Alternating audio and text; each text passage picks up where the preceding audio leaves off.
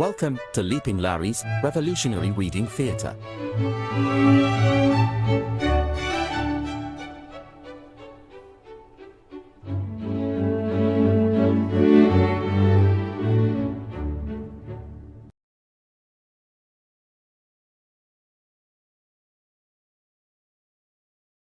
It is reading time, comrades. Today we are reading the next part of Michael Parenti's Blackshirts and Reds, which is Chapter 3, Left Anti-Communism.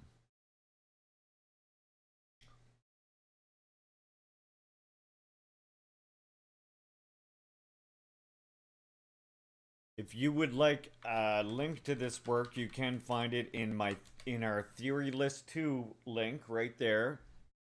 Just look under Recommended Readings. You'll find it in that folder.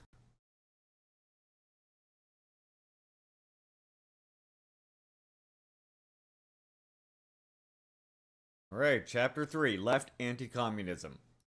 In the United States, for over 100 years, ruling interests tirelessly propagated anti-communism among the populace until it became more like a religious orthodoxy than a political analysis.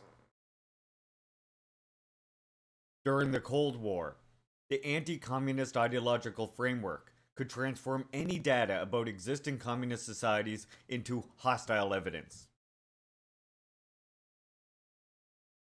If the Soviets refused to negotiate a point, they were intransigent or belligerent. If they appeared willing to make concessions, this was but a skillful ploy to put us off our guard. By opposing arms limitations, they would have demonstrated their aggressive intent.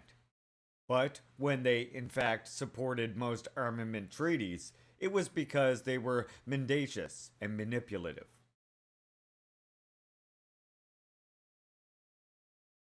If churches in the USSR were empty, this demonstrated that religion was suppressed. But if the churches were full, this meant the people were rejecting the regime's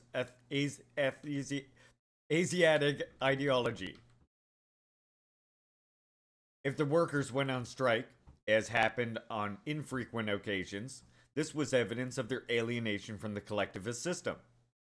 If they didn't go on strike, this was because they were intimidated and lacked freedom. Weird. Literally sounds like that discussion I had with that communist, Marxist Brett guy. Was making the argument that because he didn't see strikes in DPRK, it must be evidence that the regime is so authoritarian there's no room for protests or strikes. People try to point out to him that there is strikes and demonstrations in DPRK, so that was kind of nonsensical. It's just that they get quickly solved. One of the most famous strikes that happened in DPRK was the party tried to pass a monetary reform that seemed, or it seemed like this monetary reform was passing, and it wasn't apparently as popular as they thought it was when the SPA was passing it, and it led to these demonstrations that ended up very quickly changing the monetary policy back. So demonstrations, strikes do happen in DPRK. That's why they have unions, you see. But again, the fact that the fact that it's so infrequent to this communist on the left, to this Western communist, to this Western Marxist guy, because they're infrequent, that's evidence that DPRK doesn't allow protests. Rather than most people in DPRK knowing where they should direct their protests, for example. Again, when it was the monetary reform, they did direct it towards the fucking state. But usually, it's usually when they organize protests or demonstrations, it's usually in response to sanctions or South Korean actions. So it ends up being enormous, long-lasting protests protesting US sanctions. For obvious fucking reasons. A scarcity of consumer goods demonstrated the failure of the economic system. An improvement in consumer supplies meant only that the leaders were attempting to placate a restive population and so maintain a firmer hold over them. If communists in the United States played an To say important that role, socialism doesn't work is to overlook the fact that it did work, and it worked for hundreds of millions of people. if communists in the United States played an important role struggling for the rights of workers, the poor, African Americans, women, and others, this was only their guileful way of gathering support among disenfranchised groups and gaining power for themselves. How one gained power by fighting for the rights of powerless groups was never explained. What we are dealing with is a non-falsifiable orthodoxy, so audaciously marketed by the ruling interests that it affected people across the entire political spectrum.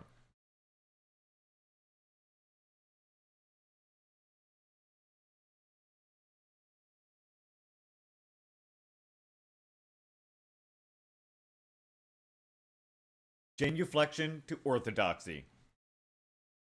Many on the left have exhibited a Soviet bashing and red baiting that matches anything on the right in its anonymity and crudity.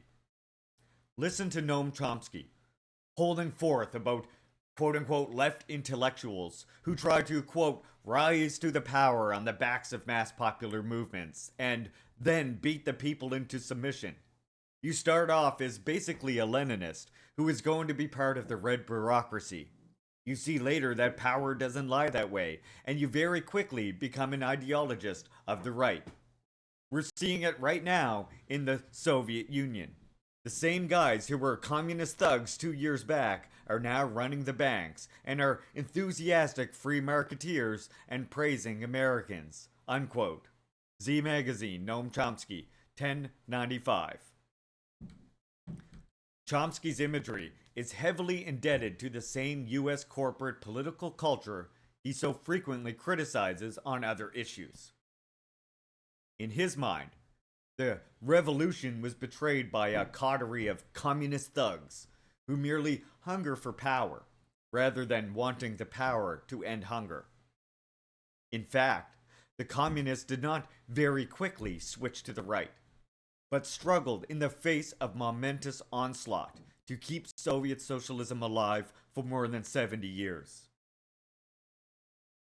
To be sure, Soviet Union's waning days, some, like Boris Yeltsin, crossed over to the capitalist ranks, but others continued to resist free market incursions at great cost to themselves, many meeting their deaths during Yeltsin's violent repression of the Russian parliament in 1993. Some leftists and others fall back on the old stereotype of power-hungry Reds who pursue power for power's sake, without regard for actual social goals.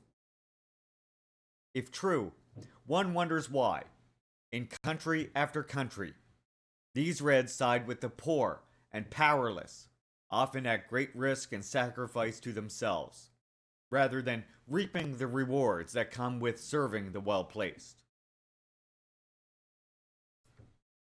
For decades, many left-leaning writers and speakers in the United States have felt obliged to establish their credibility by indulging in anti-communist and anti-Soviet genuflection, seemingly unable to give a talk or write an article or book review on whatever political subject without injecting some anti-red sideswipe. The intent was, and still is, to distance themselves from the Marxist-Leninist left. And that, by the way, is the function that I argue anti-DPRK sentiment serves today.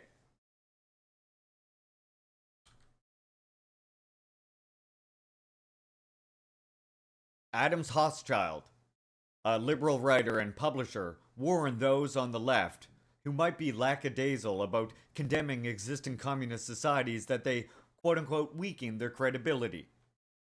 As he said in The Guardian, 5/23/84. In other words, to be credible opponents of the Cold War, we first had to join in Cold War condemnations of communist societies. Ronald Radosh urged that the peace movement purge itself of communists, so that it not be accused of being communist. Guardian 3/16/83. If I understand Radosh, to save ourselves from anti-communist witch hunts, we should ourselves become witch hunters.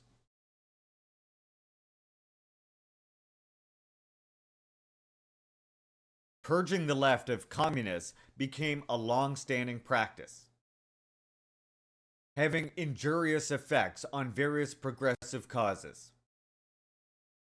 For instance, in 1949, some 12 unions were ousted from the CIO because they had Reds in their leadership. The purge reduced CIO membership by some 1.7 million and seriously weakened its recruitment drives and political clout. In the late 1940s, to avoid being smeared as Reds, Americans for Democratic Action, ADA, a supposedly progressive group, became one of the most vocally anti-communist organizations.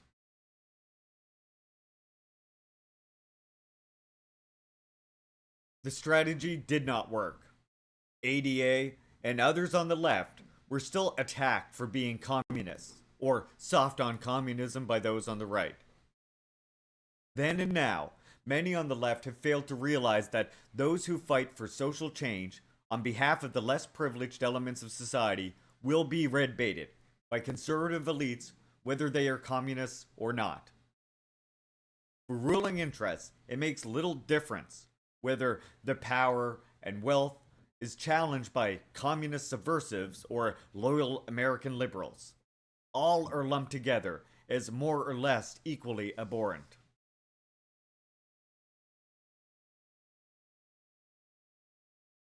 When attacking the right, left critics cannot pass up an opportunity to flash their anti-communist credentials. Just wait, while we're on an ad break real quick, so I'm gonna just give us a little tune in between this paragraph, and I'm gonna just get myself a quick drink, okay? And then we'll continue the read. Let me just grab a drink while the ad is playing.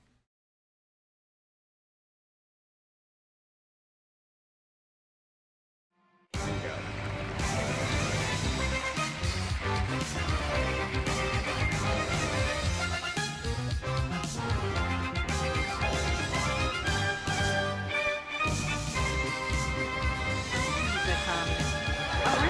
Yep, big communists, big communists.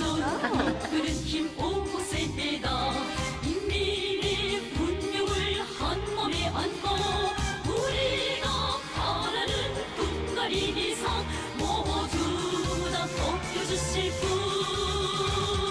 위대한 김정은 동지 우리는 당신밖에 모른다 위대한 김정은 동지 당신께 충실하리라 눈부신 그 위상이 우리 목표다 용장의 결심은 인민의 승리 그이가 가리킨 오직 한 길로 천만이 퍼져간다 위대한 김정은 동지 우리는 당신밖에 모른다 위대한 김정은 동지 당신께 충실하리라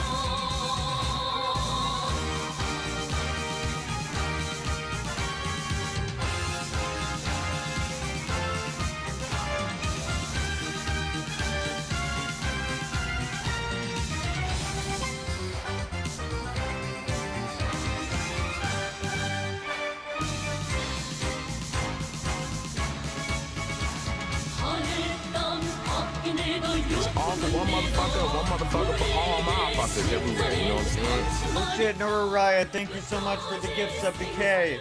함께하며 그 영광 받도록 하리 위대한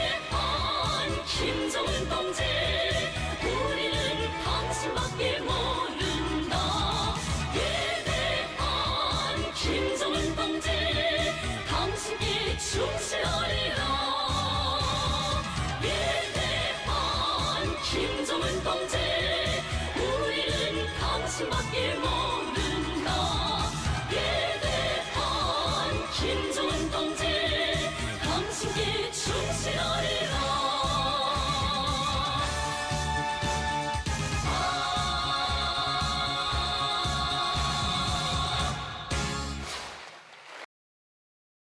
Alright, back to our read.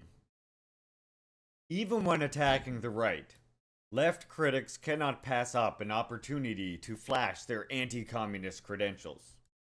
So Mark Green writes in a criticism of President Ronald Reagan that, quote, when presented with a situation that challenges his conservative chastism, like an unyielding Marxist-Leninist, Reagan will change not his mind but the facts. Unquote. While professing a dedication to fighting dogmatism, quote, both of the right and left, quote unquote, individuals who perform such de rigueur genuflections reinforce the anti-communist dogma.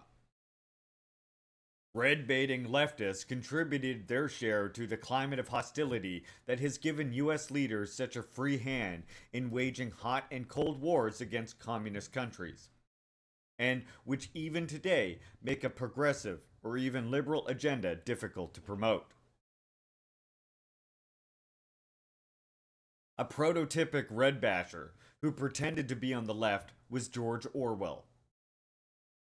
In the middle of World War I, as the Soviet Union was fighting for its life against the Nazi invaders at Stalingrad, Orwell announced that quote-unquote a quote willingness to criticize Russia and Stalin is the test of intellectual honesty. It is the only thing that from a literary intellectual's point of view is really dangerous. Unquote. Monthly Review 583. Safely ensconced within a virtually anti-communist society. Safely ensconced within a virulently anti-communist society, Orwell, with Orwellian doublethink, characterized the condemnation of communism as a lonely, courageous act of defense. Of defiance. Let me read that sentence again. Safely ensconced within a virulently anti-communist society, Orwell, with Orwellian doublethink, characterized the condemnation of communism as a lonely, courageous act of defiance. Today, his ideological progeny are still at it, offering themselves as intrepid left critics of the left, waging a valiant struggle against imaginary Marxist-Leninist, Stalinist hordes.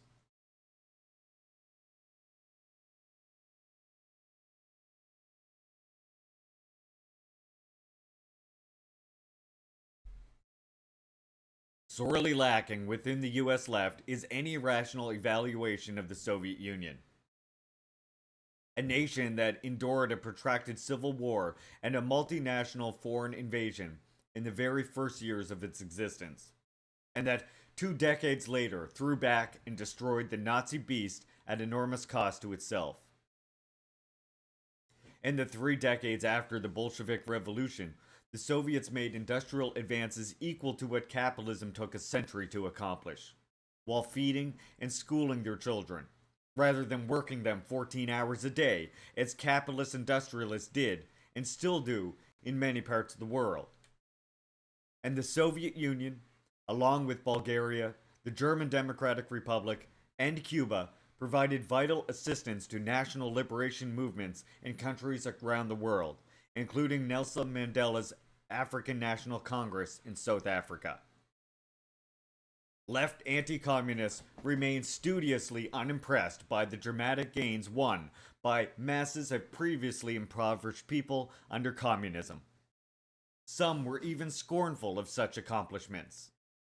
I recall how, in Burlington, Vermont, in 1971, the noted anti-communist anarchist Murray Bookchin derisively referred to my concern for, quote, the poor little children who got fed under communism, unquote. His words.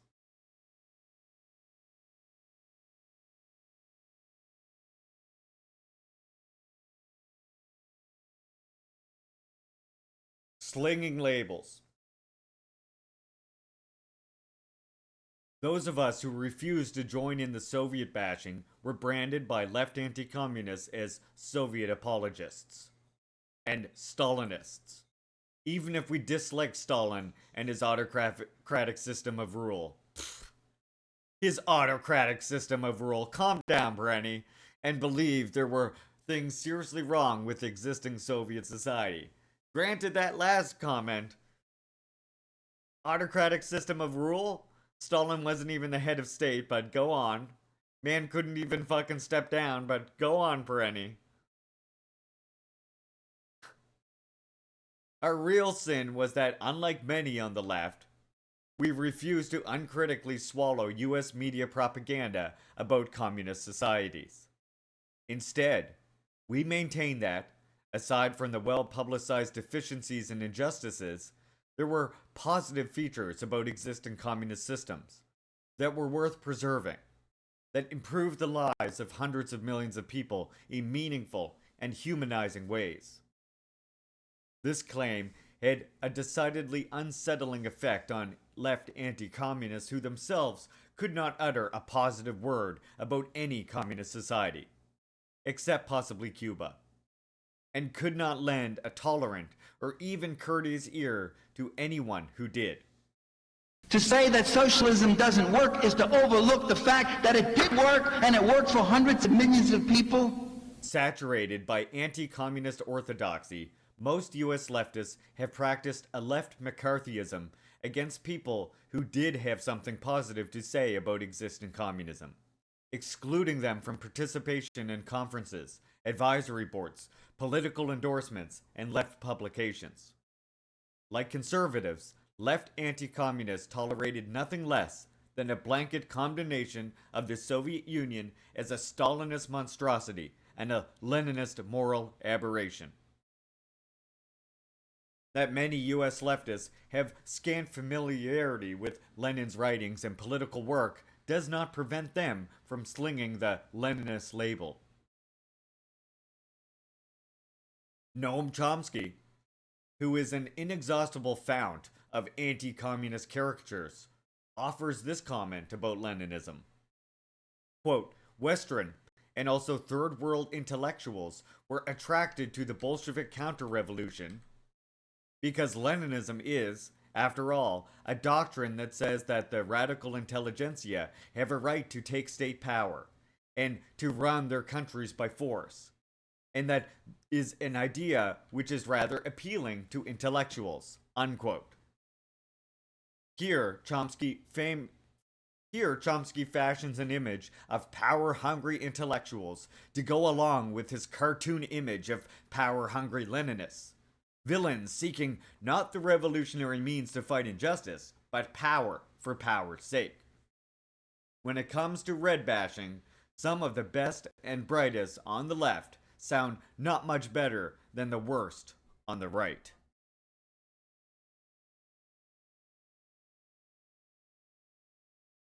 At the time of the 1996 terror bombing in Oklahoma City, I heard a radio commentator announce, quote, Lenin said that the purpose of terror is to terrorize, unquote. US media commentators have repeatedly quoted Lenin in that misleading manner. In fact, his statement was disproving of terrorism. He polemicized against isolated terrorist acts, which do nothing but create terror among the populace, invite repression, and isolate the revolutionary movement from the masses. Far from being the totalitarian, tight-circled conspirator, Lenin urged the building of broad coalitions and mass organizations, encompassing people who were at different levels of political development. He advocated whatever diverse means were needed to advance the class struggle, including participation in parliamentary elections and existing trade unions. To be sure, the working class, like any mass group, needed organization and leadership to wage a successful revolutionary struggle, which was the role of a vanguard party. But that did not mean the proletarian revolution could be fought and won by putschists or terrorists. Lenin constantly dealt with the problem of avoiding the two extremes of liberal bourgeois opportunism and ultra-left adventurism. Yet he himself is repeatedly identified as an ultra-left putschist by mainstream journalists, and some on the left. Whether Lenin's approach to revolution is desirable or even relevant today is a question that warrants critical examination. But a useful evaluation is not likely to come from people who misrepresent his theory and practice.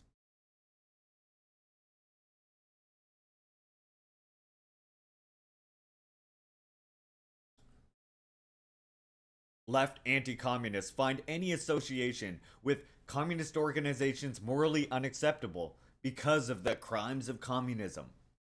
Yet, many of them are themselves associated with the Democratic Party in this country, either as voters or as members. Apparently unconcerned about the moral unacceptable political crimes committed by leaders of that organization. Under one or another Democratic administration, 120,000 Japanese Americans were torn from their homes and livelihoods and thrown into detention camps. Atomic bombs were dropped on Hiroshima, Nagasaki, with an enormous loss of innocent life. The FBI was given authority to infiltrate political groups. The Smith Act was used to imprison leaders of the Trotskyist Socialist Workers' Party and later on leaders of the Communist Party for their political beliefs. Detention camps were established to round up political dissidents in the event of a national emergency. During the late 1940s and 1950s, 8,000 federal workers were purged from government because of their political associations and views, with 1,000 more in all walks of life witch hunted out of their careers.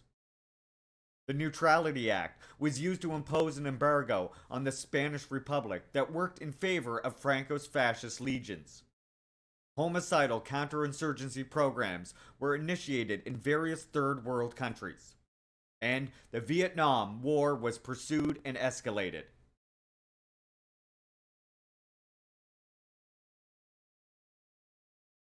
And for the better part of a century, the congressional leadership of the Democratic Party protected racial segregation and stymied all anti-lynching and fair employment bills.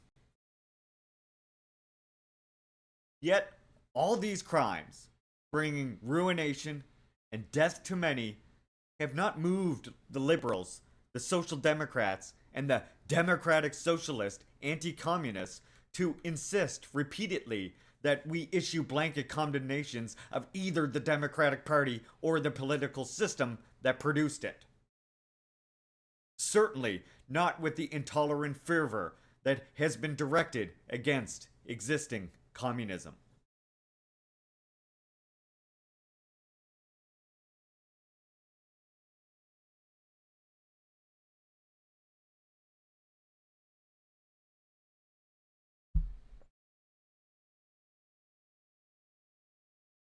Pure socialism versus siege socialism. The upheavals in Eastern Europe did not constitute a defeat for socialism, because socialism never existed in those countries, according to some US leftists. They say that the communist states offered nothing more than bureaucratic one-party state capitalism, quote-unquote, or some such thing. Whether we call the former communist countries socialist is a matter of definition. Suffice it to say, they constituted something different from what existed in the profit-driven capitalist world, as the capitalists themselves were not slow to recognize. First, in communist countries, there was less economic inequality than under capitalism. The perks enjoyed by party and government elites were modest by corporate CEO standards in the West, as were their personal incomes and lifestyles. Soviet leaders like Yuri Andropov and Leonid Brezhnev lived not in lavishly appointed mansions like the White House, but in relatively large apartments in a housing project near the Kremlin, set aside for government leaders. They had limousines at their disposal, like most other heads of state, and had access to large dakas where they entertained visiting dignitaries. But they had none of the immense personal wealth that most US leaders possess. The lavish life enjoyed by East Germany's party leaders, as widely publicized in the US press, included a $725 yearly allowance in hard currency and housing in an exclusive settlement on the outskirts of Berlin that sported a sauna, an indoor pool, and a fitness center shared by all the residents. They also could shop in stores that carried Western goods such as bananas, jeans, and Japanese electronics. The US press never pointed out that ordinary East Germans had access to public pools and gyms and could buy jeans and electronics, though not usually of the imported variety. Nor was the lavish consumption enjoyed by East German leaders contrasted to the truly opulent lifestyle enjoyed by the Western plutocracy. Second, in communist countries, productive forces were not organized for capital gain and private enrichment. Public ownership of the means of production supplanted private ownership. Individuals could not hire other people and accumulate great personal wealth from their labor. Again, compared to Western standards, differences in earnings and savings among the populace were generally modest. The income spread between highest and lowest earners in the Soviet Union was about 5 to 1. In the United States, the spread in yearly income between the top multi-billionaires and the working poor is more like 10,000 to 1.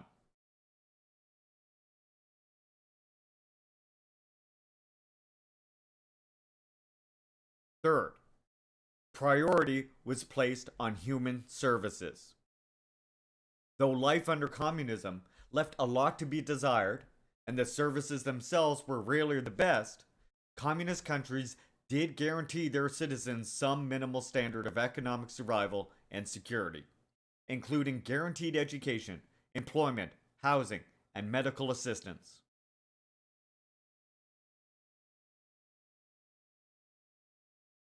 Fourth, communist countries did not pursue the capital penetration of other countries. Lacking a profit motive as the motive force, and therefore having no need to constantly find new investment opportunities, they did not expropriate the land, labor, markets, and natural resources of weaker nations. That is, they did not practice economic imperialism. The Soviet Union conducted trade and aid relations on terms that generally were favorable to the East European nations and Mongolia, Cuba, and India. All of the above were organizing principles for every communist system, to one degree or another. None of the above apply to free market countries like Honduras, Guatemala, Thailand, South Korea, Chile, Indonesia, Zaire, Germany, or the United States.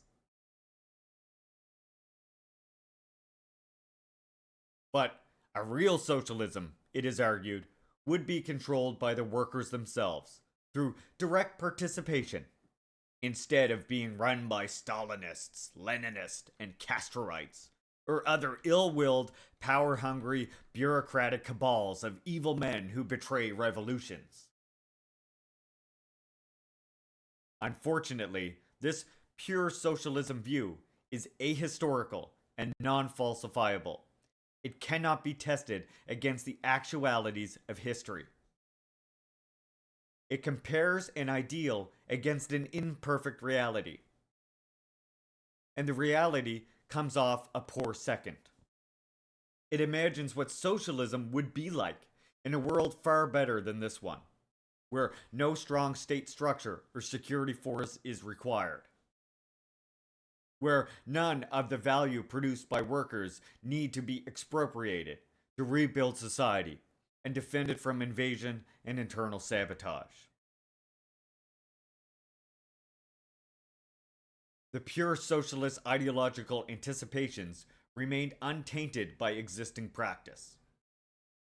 They do not explain how the manifold functions of a revolutionary society would be organized, how external attack and internal sabotage would be thwarted, how bureaucracy would be avoided, scarce resources allocated, policy differences settled, priorities set, and production and distribution conducted. Instead, they offer vague statements about how the workers themselves will directly own and control the means of production and will arrive at their own solutions through creative struggle. No surprise, then, that the pure socialists support every revolution except the ones that succeed.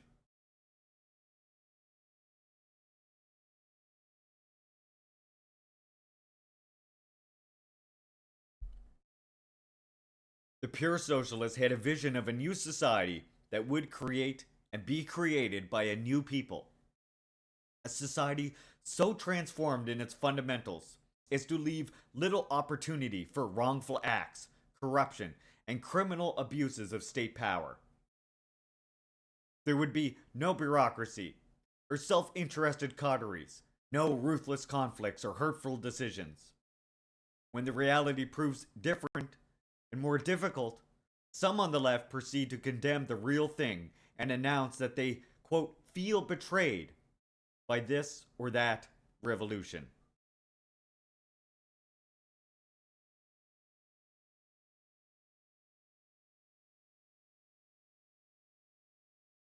The pure socialists see socialism as an ideal that was tarnished by communist venality, duplicity, and power cravings. The pure socialists oppose the Soviet model, but offer little evidence to demonstrate that other paths could have been taken, that other models of socialism, not created from one's imagination, but developed through actual historical experience, could have taken hold and worked better. Was an open, pluralistic, democratic socialism actually possible at this historic juncture? The historical evidence would suggest it was not. As political philosopher Carl Shames argued, quote, how do the left critics know that the fundamental problem was the nature, quote unquote, of the ruling revolutionary parties, rather than say the global concentration of capital that is destroying all independent economies and putting an end to the national sovereignty everywhere? And to the extent that it was, where did this nature come from? Was this nature disembodied, disconnected from the fabric of the society itself, from the social relations impacting on it?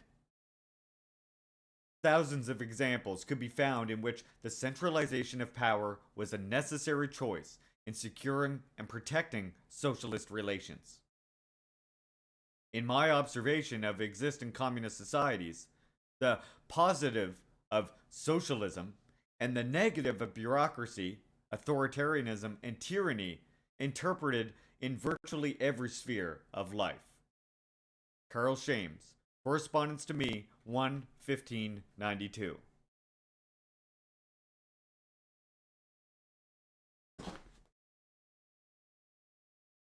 The pure socialists regularly blame the left itself for every defeat it suffers. Their second guessing is endless. So we hear that revolutionary struggles fail because their leaders wait too long to act, or act too soon, or too timid, or too impulsive, too stubborn, or too easily swayed. We hear that revolutionary leaders are compromising or adventuristic, bureaucratic or opportunistic, rigidly organized or insufficiently organized, undemocratic or failing to provide strong leadership. But always the leaders fail because they do not put their trust in the direct actions, quote unquote, of the workers, who apparently would withstand and overcome every adversity, if only given the kind of leadership available from the left critics' own groupuscule. Unfortunately, the critics seem unable to apply their own leadership genius to producing a successful revolutionary movement in their own country.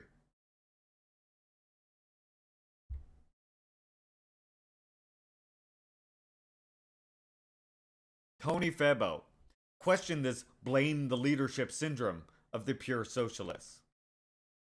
Quote, "It occurs to me that when people as smart, different, dedicated, and heroic as Lenin, Mao, Fidel, Daniel Ortega, Ho Chi Minh, and Robert Mugabe, and the millions of heroic people who followed and fought with them, all end up more or less on the same place, then something bigger is at work than who made what decision, at what meeting, or even what size houses they went home to after the meeting.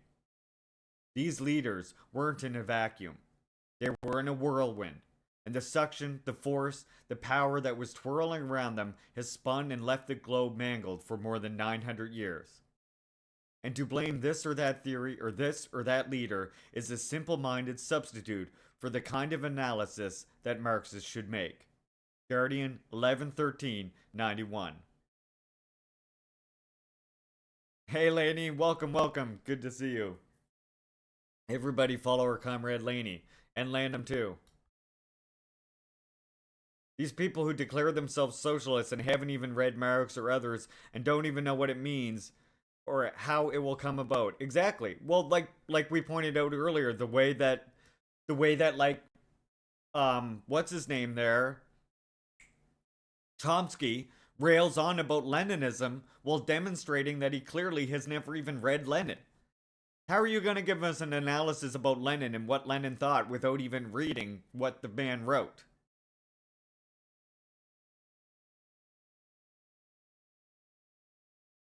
To be sure, the pure socialists are not entirely without specific agendas for building the revolution. After the Sandinistas overthrew the Somoza dictatorship in Nicaragua, an ultra-left group in that country called for direct worker ownership. I would have been friends with Stalin. The armed workers would take control of production without benefit of managers, state planners, bureaucrats, or a formal military.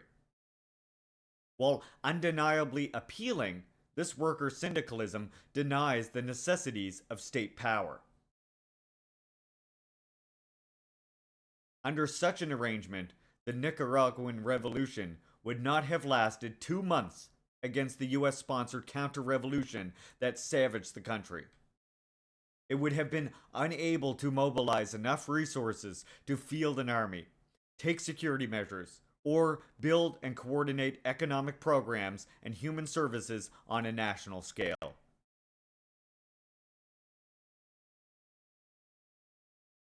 Blackshirts and Reds, funny that you're reading this when One Dime has been tweeting wild today, recommending looking at later. Oh yeah.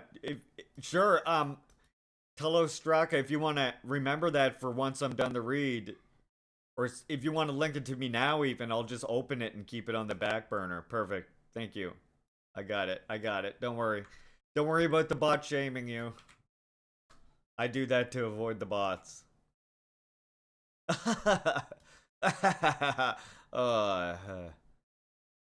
My prediction is that the Kim dynasty of the DPRK is going to collapse this decade. Hilarious. It's getting stronger. Their support is fucking growing intensely. But sure, it's gonna collapse in the next decade. Heard that one before. Thank you for linking, comrade. Yeah, we'll look at that after. Very pertinent. Okay, decentralization. And wait, did they have a... Oh my god, and they have the Palestine flag in the fucking bio.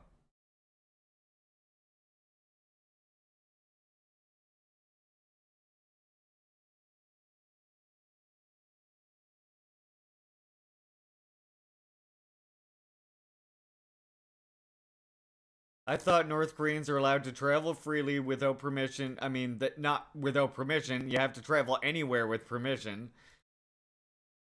To the Soviet Union, China, or also North Korea. However, I'm not sure about this. LMAO.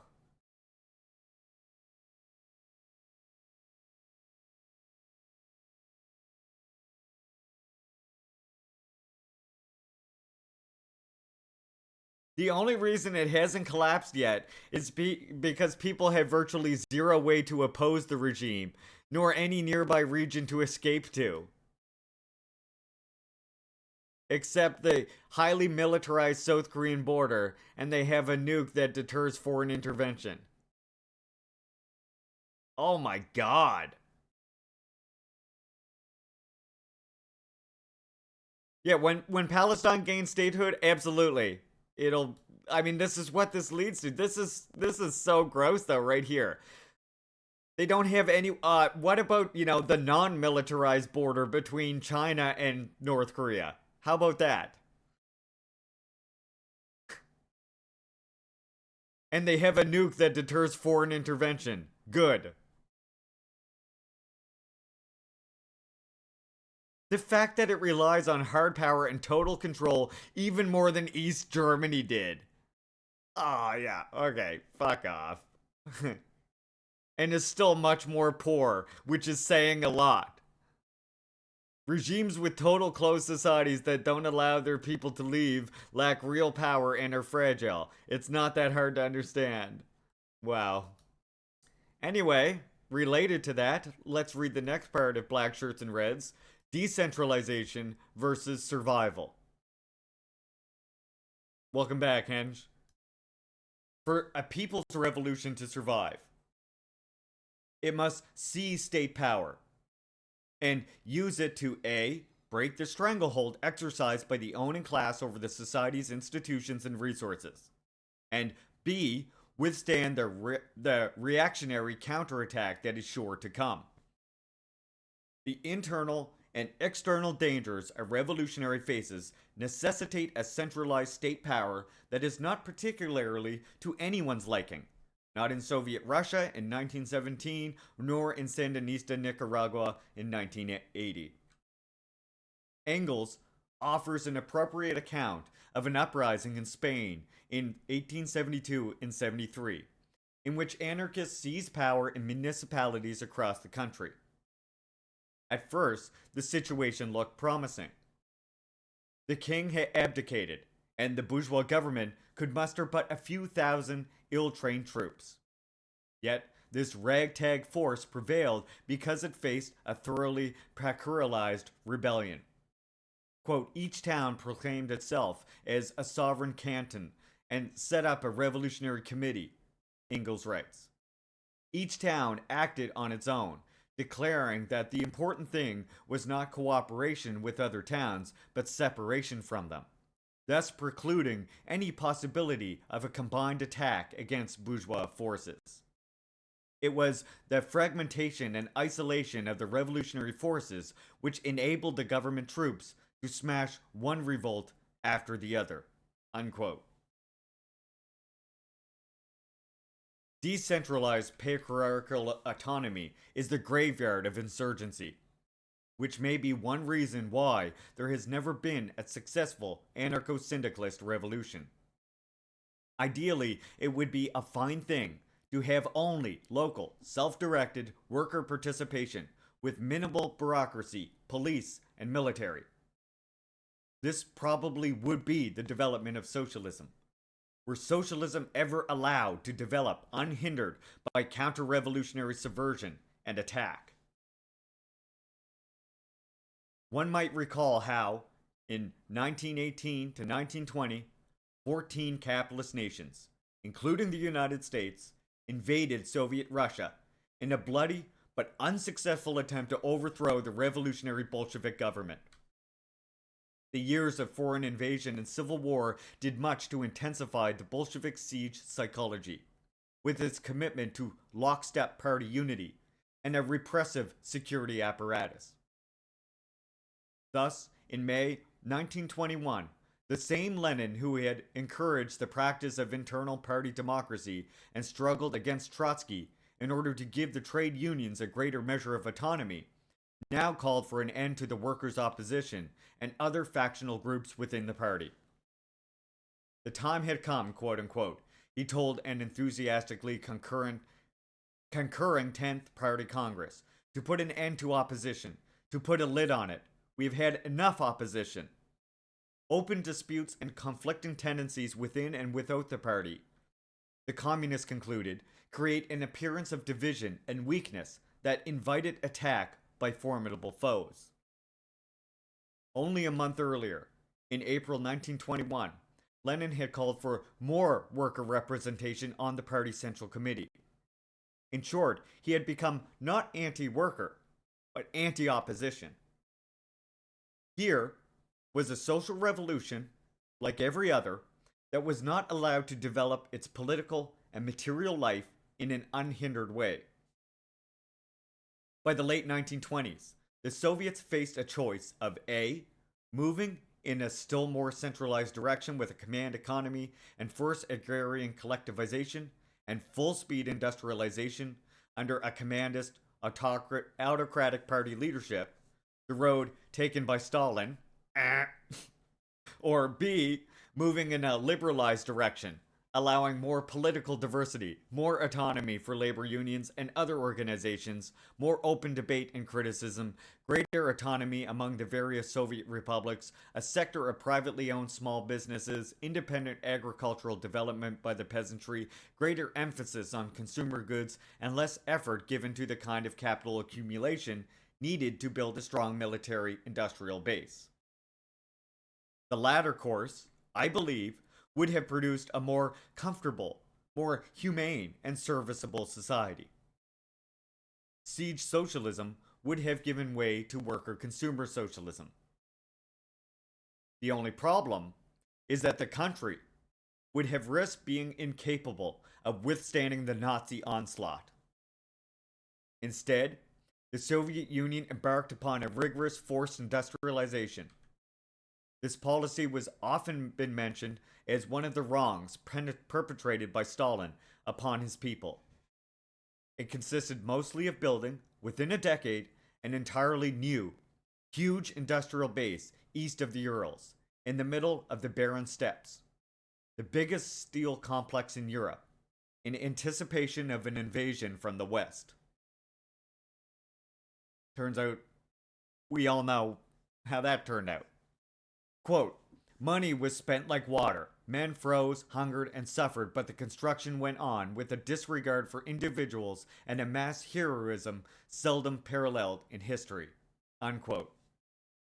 Stalin's prophecy that the Soviet Union had only 10 years to do what the British had done in a century proved correct. When the Nazis invaded in 1941, that same industrial base, safely ensconced thousands of miles from the front, produced the weapons of war that eventually turned the tide. The cost of this survival included 22 million Soviet citizens who perished in the war, and the immeasurable devastation and suffering, the effects of which would distort Soviet society for decades afterward. All this is not to say that everything Stalin did was of historical necessity. The exigencies of revolutionary survival did not, quote, make inevitable the heartless execution of hundreds of old Bolshevik leaders. No, their anti-communist credentials did that, actually. And this is where we get into parts of the book where I have some criticisms. Like this part right here, he's talking about purges in the party. Okay. In the Moscow trials, there were party leaders, there were like old Bolshevik or leaders of the party who were executed, but they were found guilty of fucking working with Nazis. And the evidence of them working with Nazis was presented, and like I said before, was even admitted by like Tim Buck of the Canadian Communist Party and other people who said, yeah, these Moscow trials were true. This evidence is fucking real. We've seen it. And then, of course, once the Khrushchev secret speech happens, that all changes, right? The personality cult of a supreme leader who claimed every revolutionary gain as his own achievement. Does that apply to Stalin? Again, did Stalin claim every revolutionary gain as his own achievement, or did he always credit Lenin? Because it seems to me that even when Stalin literally did things, even when Stalin had his own idea, even when Stalin was like, hey, when he wrote a book and people were like, this is a great work by Stalin, Stalin would always just go, oh, don't credit me, you gotta credit Lenin. I'm just carrying forward with Lenin's work. Don't credit me. Like, he always did that. He would always say, like, don't praise me, praise yourself, praise Lenin. Like, so this whole thing right here, that the personality call, and we're gonna learn about this later when we get to our Iskra books thing here. That's why our next read after this book is going to be History and Critique of a Black Legend by Domenico Lacerda. Where is it? Right here. That's why this is going to be our next read right here. Because this does demonstrate and show you how Stalin actually fought against like that, or always was like, if they held pictures of him, he would be like, you should not hold pictures of me, you should hold pictures of Lenin. I'm just Lenin's student. Like, he always did that. So this idea that the personality cult of a supreme leader who claimed every revolutionary gain as his own achievement could not be further from a description of Stalin, honestly. Yeah, if Stalin were in a humility competition, he would lose on purpose to avoid the praise. Yeah, absolutely. It's it's a very like well-known thing that within the party, that's the way it was. You look at all his work, he always praises Lenin. He never attributes stuff to himself, even when the work is his. The suppression of party political life through terror. We will not make excuses for the terror. The eventual silencing of debate regarding the pace of industrialization and collectivization. They've always fucking discussed that. The ideological regulation of all intellectual and cultural life. That's a good thing, actually. And the mass deportation of suspect nationalities. And again, regarding that, there's two things to be said about that. One thing is, it's wild to me that he does, like, this is a bad thing, right? The mass deportation of suspect nationalities. That's a bad thing. But guess what? They had trials, and these hundreds of old Bolshevik leaders who were heartlessly executed, apparently, were the ones who were proved to be guilty of this.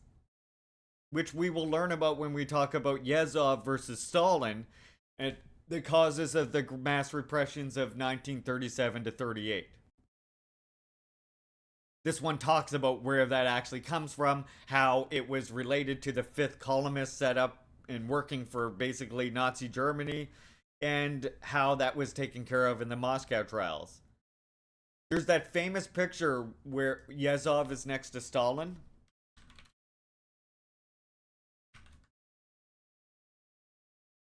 You might be aware of.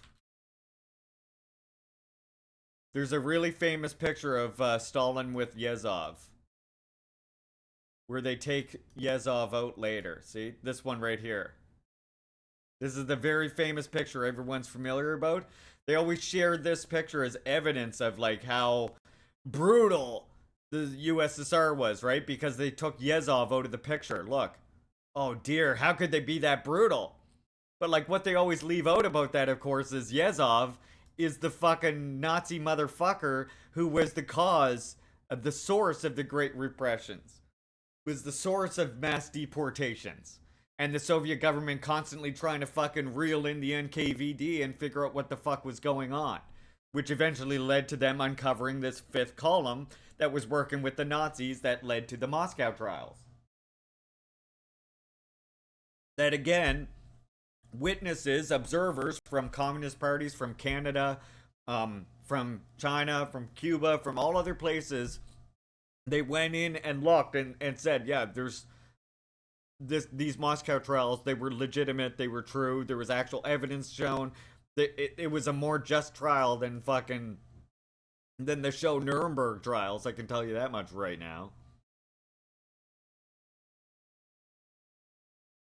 So there you go. Yeah, he was a Nazi collaborator, so they got rid of him in the pictures. Anyway, that's my little side rant about that part of this book. But again, we will cover all of that stuff when we talk about history critique of a black legend and Yezov. The transforming effects of counter-revolutionary attack have been felt in other countries. Yeah, right, Dan? Exactly. A Sandinista military officer I met in Vienna in 1986 noted that Nicaraguans were not a warrior people, but they had to learn to fight because they face a destructive US-sponsored mercenary war. She bemoaned the fact that war and embargo forced her country to postpone much of its socio-economic agenda. As with Nicaragua, so with Mozambique, Angola, and numerous other countries in which the US financed mercenary forces destroyed farmlands, villages, health centers, and power stations, while killing or starving hundreds of thousands. The revolutionary baby was strangled in its crib, or mercilessly bled beyond recognition. This reality ought to earn at least as much recognition as the suppression of dissidents in this or that revolutionary society. The overthrow of Eastern Europe and Soviet communist governments was cheered on by many left intellectuals.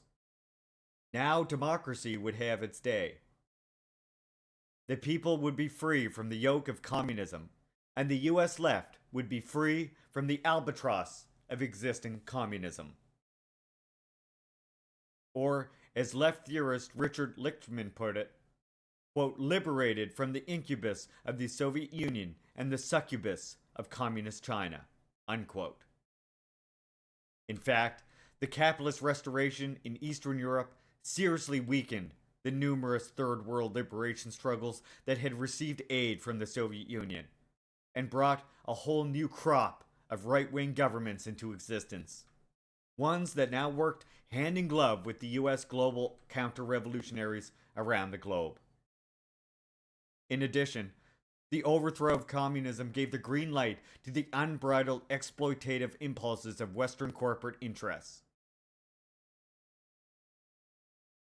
No longer needing to convince workers that they live better than their counterparts in Russia, and no longer restrained by the competing system, the corporate classes rolling back the many gains that working people in the West have won over the years. Now that the free market, in its meanest form, is emerging triumphant in the East, so will it prevail in the West. Capitalism with a human face is being replaced by capitalism in your face. As Richard Levins put it, so in the new exuberant aggressiveness of world capitalism, we see what communists and their allies had held at bay. Monthly Review, 996. Having never understood the role that existing communist powers played in tempering the worst impulses of Western capitalism and imperialism, and having perceived communism as nothing but an unmitigated evil, the left anti-communists did not anticipate the losses that were to come. Some of them still don't get it.